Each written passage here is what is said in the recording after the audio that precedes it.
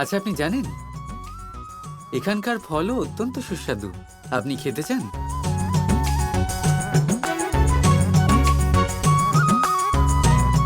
আরে বাহ, এই দেখো সুস্বাদু ফল শুধুমাত্র চন্দ্রাবলী দেবীর জন্য। নিন।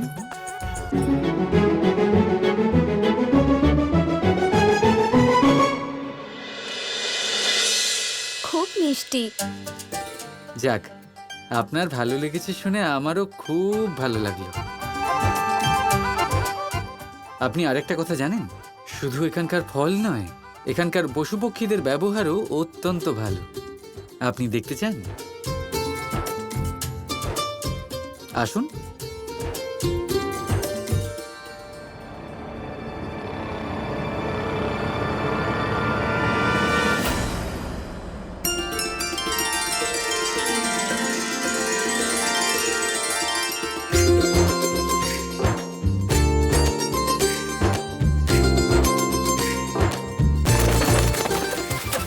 এখানে সবকিছু কত সুন্দর আর মনোরম। আমি বৃন্দাবনের মতো সুন্দর জায়গা জীবনে আর কোথাও দেখিনি।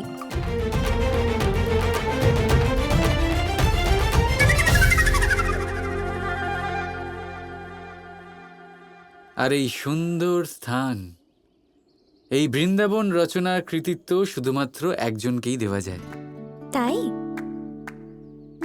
যার পবিত্র চরণের স্পর্শে এই বৃন্দাবন রচনা হয়েছে। কে সে? সে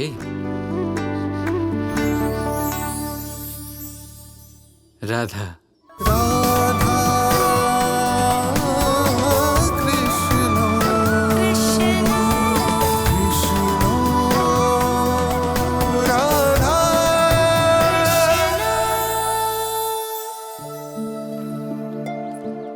এই স্থান আমার অত্যন্ত প্রিয়। কৃষ্ণ, একটা কথা আমি কিছুতেই বুঝে উঠতে পারছি না। কি? এটাই যে তুমি আর রাধা বন্ধু নাকি শত্রু? এমন কেন জিজ্ঞেস করছেন আপনি? আসলে আজ আমার মনে হলো রাধা তোমার উপর রেগে আছে, তাই এমনি জিজ্ঞেস করলাম আর কি তোমায়। তার কিছু বিশেষ কারণ আছে, আর অধিকারও তো আছে ওর।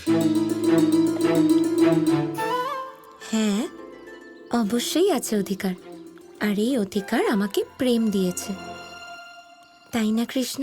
বোকাদেরই অধিকার আছে রেগে যাওয়ার, আর রাধার মাথায় তো বুদ্ধিই নেই। বিচার বুদ্ধি দিয়ে কাজ করা এটা ওর দ্বারা হয়ই না।